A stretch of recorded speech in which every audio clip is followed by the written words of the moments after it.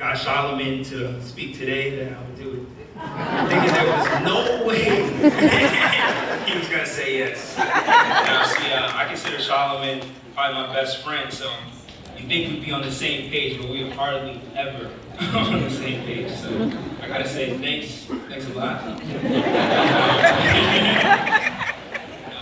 On a serious note, I really do feel like it was God's purpose for me to be up here. Amen.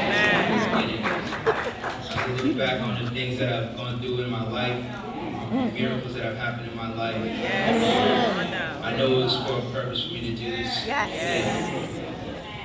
Lord, please just give me the words to say to people I need to hear today. Lord, please just use me as a vessel. And please allow the words to flow.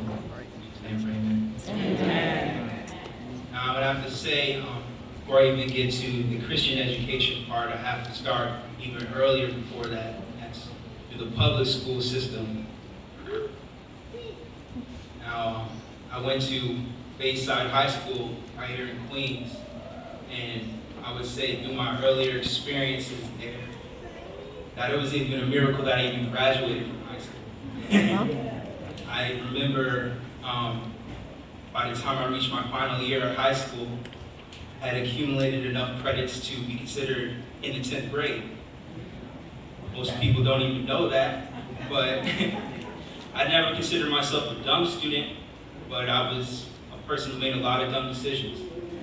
And studying and homework was something that I know I never studied in high school. I can say that. I don't remember ever studying in high school. And if I did homework, it was the day of, the very hour before it was due. So I had very poor habits, and I was able to get away with a lot of things because my mom, she was a nurse working night shift, so she was never home at night to really, see through that process, because there's no way she was home it would happen that way. But I allowed a lot of things to slip through. And I remember my senior year, should have been my senior year, having a meeting with my guidance counselor, him looking at me and saying, it's not looking like you're going to graduate this year. And I said, there's no way I could go back home and tell my mom I'm not graduating. It's not possible. And I said, whatever I have to do, you have to tell me something. He said, even if there was a chance, you'd have to take on a full load, pass all those classes, do 2 night school classes each semester, and 2 Saturdays classes. And I said, I barely was able to pass the classes that I passed. Now I have to pass everything, even to have a shot at graduating. But I knew at this point I had no other choice. And I remember going into that year, and I don't know how I did it, but I ended up passing all but 1 class, and it was health. And I'll tell you about this health class. It was a class that was established for seniors, and it was basically a class that all you had to do was show up. all you had to do was show up to the class, and you passed. We didn't talk about anything, that was of any type of, education-wise. But all we did was watch videos and talk about different things. But all I had to do was show up. And mind you, I was taking night school class. I was exhausted, and showing up was something I struggled with. I think I missed half, or was late to half of my classes. And it was the first 8 o'clock class. And I remember him saying, you didn't pass health, you weren't going to graduate. And I said, I remember having to go home, have that conversation with mom, going over in my head, how am I going to tell my mom I'm not graduating? I remember my mom looking me straight in my eye, just piercing through my soul when I told her this. I remember she went upstairs, slammed the door. I just remember a chill just went through my body. I immediately went upstairs and I got on my knees and I prayed, Lord, you get me through this somehow. You get me through this. I promise I'm going to make a change in my life. And I just remember going through, this was a Friday when I found out I was going to graduate. They was having, graduation ceremony. I remember going through the weekend, kind of just out of it. And I remember Monday, my mom, she wakes me up. She says, I'm going to your school. And I'm like, Mom, it's crazy. She always does these crazy things. Like, I don't know, it's not crazy in a bad way, but, she has this faith that I don't, faith that I know many people don't have. And she once she sees a window, she's going to do whatever it takes, because that's her relationship with God. And she takes me to school that morning. She has a meeting with my guidance counselor, and she says, you know, he took all these classes, you know, he passed everything but health. Is there any way he can pass, you know, he can find a way to pass? He said, well, he's got to speak to the health teacher. The health teacher says he's going to change the grade. I'll let him pass. We have to speak to the health teacher. Mind you, I wasn't showing up to the class, so he didn't know who I was. We talked to the health teacher. At first, he's a little apprehensive, but he says, you know, don't make me regret this, but I'm going to change the grade, you know, and I'm going to pass you. And they gave me my Kappa gown that day, and I ended up graduating. And that was a pure miracle. I know somebody said, you know, it don't be a miracle. But there was no way I was graduating before I got down on my knees and I said that prayer. But I would say, unfortunately, at this point, I was at the mercy of my mom and the decisions she was going to make for my life. And mostly it's documented that I did not want to go to Oakwood at all. You know?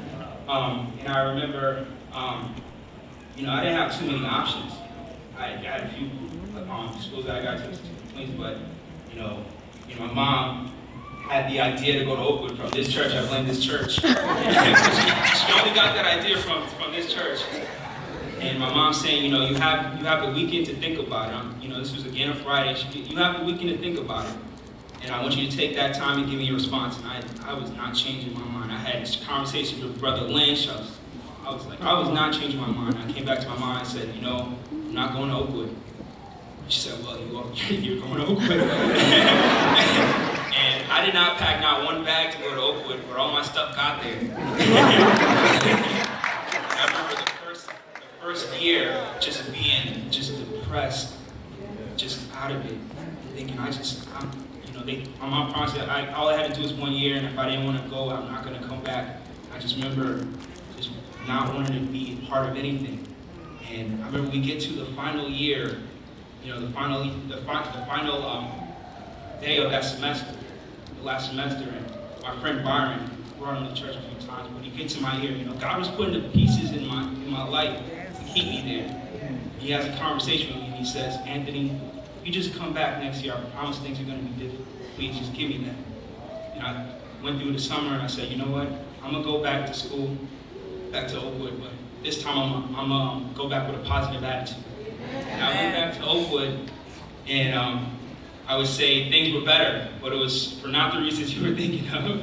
It had nothing to do with academics. It had nothing to do with me actually being within the school and doing the activities that were a part of school. You know, I was out there having fun, meeting girls, you know, doing anything that was not conducive to me, you know, education-wise. And I remember the final semester, I got a letter saying that I was put on academic probation and they were threatening to kick me out of the school. I said, wow. Now that I want to be in a school, they're kicking me out. And I said, you know, I cannot go back home, failure, look at my mom wasting her money and getting kicked out of the school. And again, I got down on my knees and I said, Lord, we're here again. But if you allow me to come back to the school, I'm going to make a difference. I'm going to change my life and I'm going to do things differently. And I remember I had to write a letter and I had to go through appeals. And I ended up getting, you know, back into school. And I remember the first thing I said, you know, I got to have something positive in my life, you know, that's within the school. And I remembered there's a lot of choirs at Oakwood, but you got two major. You got the Aeolians and you got Dynamic Praise, DP. And I remember the time back when I used to sing with BIC for over 5 years, and I said, you know, I can sing in this choir, but you had to try out. You know, you had to try out in Moran Hall in front of all your peers. It's kind of like an American Idol style thing. They boo you, laugh at you off the stage, and I was like, oh man, I gotta do this. I remember getting into those auditions and just killing it, and making the choir. And it was the start of a change in my life. You know, things were starting to move in a positive direction. And I remember, you know, joining groups like Spreading Oaks, which was the paper there, getting into the media. I became the school's cameraman. I ended up doing an internship with the Huntsville Times, having 4 of my articles published in the local newspaper. And I also started making very often dates with the library. And and I saw my GPA rising above a 3.0. And I saw God working in my life, making changes. And then, of course, you get to graduation. I ended up graduating thinking something that I never thought was possible. I had no intention of going to college. When I graduated, it was one of the biggest accomplishments of my life. And I have to say this really quickly. Even after you graduate, for you guys, it doesn't get easy.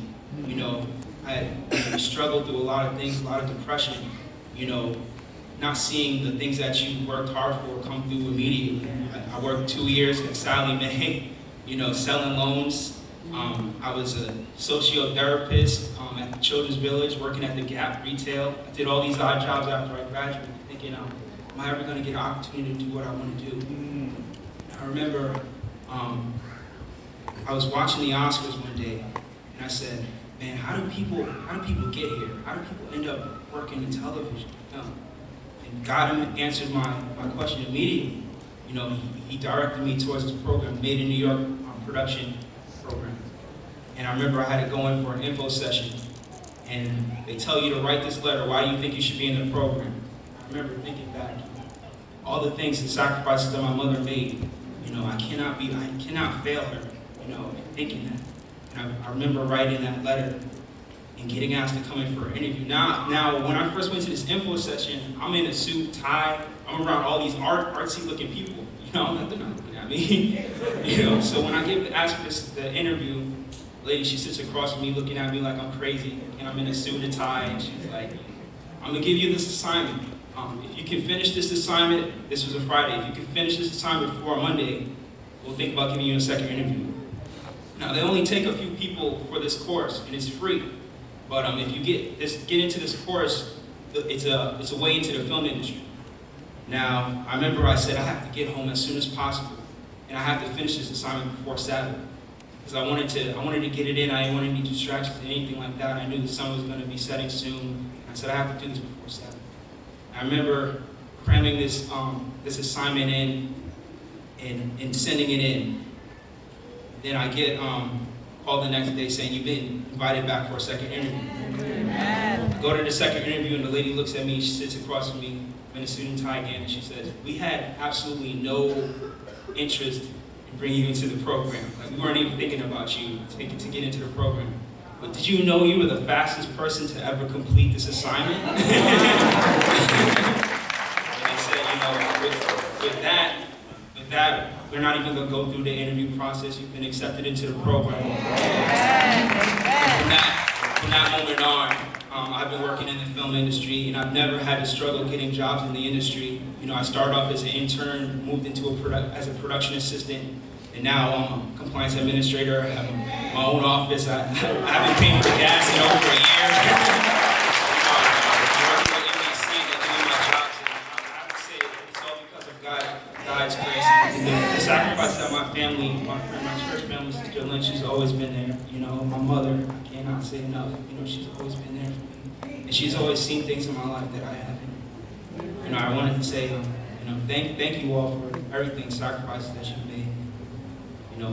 I say, why Christian education? Because Christian education changed my life.